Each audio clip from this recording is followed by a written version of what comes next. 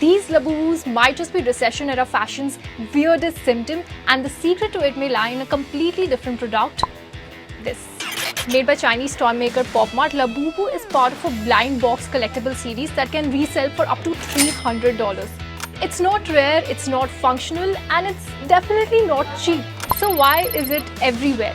Because every time our economy takes a hit, fashion and consumer choices start speaking louder. Start with the French Revolution. The collapse of the aristocratic power wasn't just political, it reshaped how people dressed in the West. Ornate garments gave way to simpler, more practical fashion that echoed the new ideals of liberty, equality and fraternity. Economic strain made extravagance out of touch. Then came the 1930s and the Great Depression. Out of that era, austerity emerged. Coco Chanel's little black dress, minimal, affordable and elegant, it rejected the frills of the past. Vogue famously called it the frock that all the world would wear, the Ford Model T of fashion, or Maruti 800 if you're in India. The 1982 global recession brought on another wave, this time of rebellion. Punk exploded, torn fishnets, safety pins, distressed denim, fashion as protest. After the 2008 financial crisis, the mood shifted again. Flashy logos went out of style. What mattered was longevity, value and subtlety. Fashion designer Phoebe Philow's minimalist designs embodied this perfectly. Clean lines, neutral tones, wardrobe staples over statement pieces.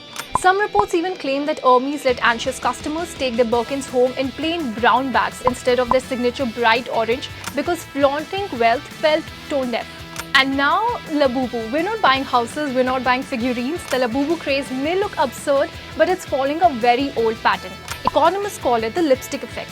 In times of economic stress, when big-ticket luxuries are out of reach, people gravitate towards smaller indulgences like lipsticks or now Labubus. A 300 figurine still feels rational compared to a $30,000 bag, but it scratches the same psychological itch: status, taste, survival. Economist Robert Frank talks about this in his book Luxury Fever, how we often consume not for utility but for identity. It's not what a product does, it's what it signifies. According to JP Morgan, the chance of a global recession in 2025 has fallen to 40%. So no, Labubu is not just a toy, it's a recession artifact. A tiny viral symbol of how we cope, how we express ourselves and how we perform resilience in a shaky economy.